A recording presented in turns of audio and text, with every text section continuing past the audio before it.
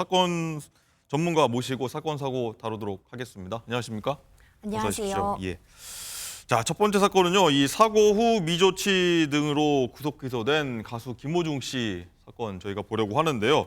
자, 임주혜 변호사님, 김호중 씨 두 번째 공판이 오늘 열렸는데 김호중 씨가 혐의를 다 인정했다고 조금 전에 소식이 들어왔어요? 그렇습니다. 오늘 바로 직전이죠. 오전에 김호중 씨에 관한 위험운전 치상 혐의 그리고 범인 도피 교사 혐의 등에 대한 이 공판, 2차 공판이 열렸습니다.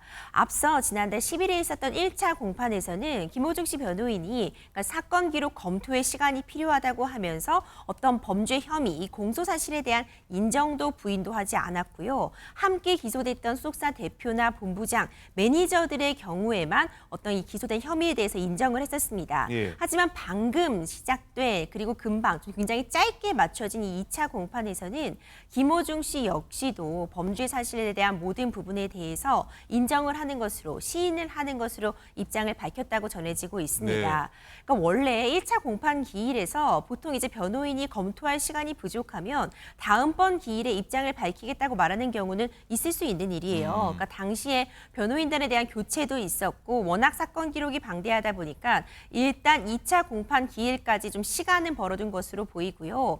김호중 씨 입장에서도 지금 음주 사실이 이번 기소 사실에서는 그 이후에 술을 마신 정황들 때문에 그리고 위드마크 공식이 너무나도 지난 다음에 음주 측정을 했기 때문에 적용이 어려워서 음주는 빠졌지만 위험운전 치상 부분이라던가 아니면 범인 도피 교사 증거인멸 부분에 대해서는 이미 증거가 좀 확실한 만큼 지금 이런 재판을 받는 입장에서는 범죄 사실을 전부 시인하고 네. 이 부분에 대해서 반성하는 태도를 보이는 것이 어떻게 보면 양형에 있어서 훨씬 유리하게 작용할 수 있다는 계산도 함께 된 것으로 보이고요. 네.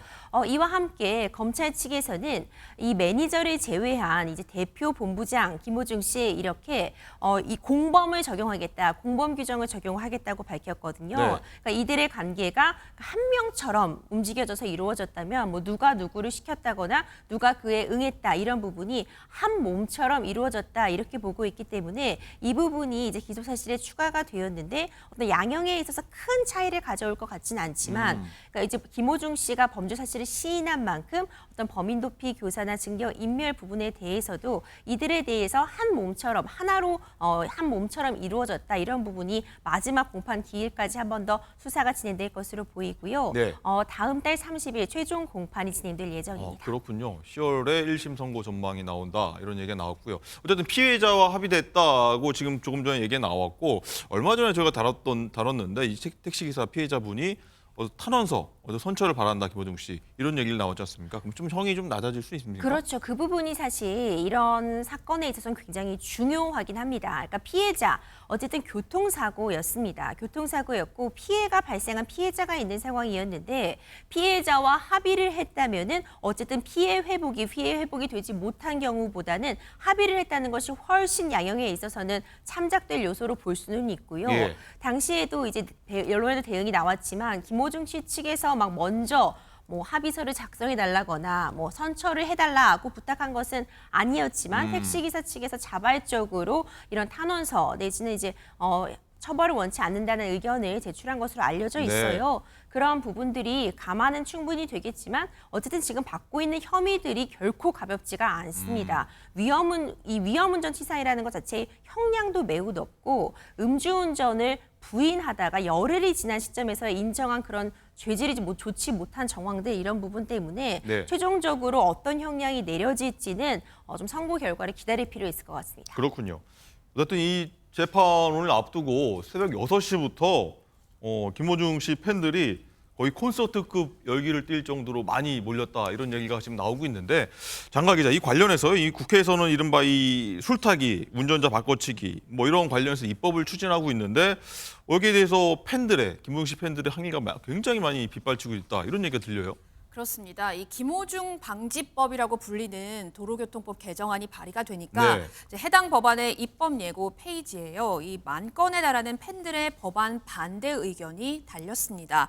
자, 김호중 씨 팬들은 젊은 가수 가슴에 대못을 박지 말아라. 김호중이라는 이름을 내려라. 김호중이 음주운전한 사람 중 처음이냐. 이름을 빼라. 이렇게 주장을 하고 있습니다. 네. 사실 법률 안에 사건 가해자라든지 피해자 등 이 특정 인물을 따서 뭐 누구 법이라고 이렇게 별칭을 붙이는 건 사실 정치권에서는 흔한 관례라고 하는데요. 김호중 씨 팬들은 법이 만약에 통과를 하게 되면 앞으로 낙선 운동을 하겠다면서 이 법안을 발의한 의원의 홈페이지에 찾아가서 뭐 악성 댓글을 단다거나 이런 식으로 지금 행동을 하고 있다고 합니다. 그렇군요. 어쨌든 장가 기자 얘기한 것처럼 이 국회의원들 업무 좀 지장받을 정도로 팬들이 좀 도를 넘은 좀 약간은 지나친 그런 행동을 좀 벌이고 있는 데 대해서는 어떻게 봐야 됩니까? 그렇죠. 지금 문제되고 있는 이 내용들을 보면은 국회의원의 일은 법안을 발의하는 것이 맞습니다. 이번에 문제되고 있는 이제 김호중 씨의 팬이라고 주장하고 있는 측에서 이 팬심으로서 반대하고 있는 이 법안의 내용을 보면은요. 사실 김호중 씨 사건 이전부터 문제점이 지적되어 오고 있던 것들이었습니다. 그러니까 일명 술타기 수법이라고 해서 음주운전에 적발되었을 때 일단 그 상황을 모면하기 위해 도망을 가고 네. 오히려 그 이후에 뭐 편의점이나 아니면 다른 술집 등에 가서 술을 더 마신 다음에 자수를 한다거나 아니면 그 이후에 검거가 되면은 이후에 술을 마셨기 때문에 음주운전 당시의 혈중 알코올 농도가 측정이 불가능해서 처벌이 어렵다. 이런 내용들이 사실 인터넷상에 돌아다니면서 굉장히 큰 문제가 되어 왔거든요. 맞습니다. 그것이 이번 김호중 씨 사건을 통해서 다시 한번 그 문제점이 부각이 되게 되면서 그런 술타기 행위, 일명 그 술타기 행위를 방지하기 위해서 법안이 만들어진 것이지 사실 어떤 한 개인을 공격하고자 하기 위한 목적으로 만들어진 것이라고 보기는 어렵습니다. 그렇죠. 실제로 이 법이 만들어진다고 해도 김호중 씨에게 적용이 되는 것은 또 아니거든요. 그렇기 때문에 이렇게 그 해당 의원실에 뭐 전화 폭탄을 돌린다거나 문자로 계속 악성 댓글을 남긴다거나 이런 부분들은 좀 지양해야 되지 않나 이런 생각이 듭니다. 알겠습니다.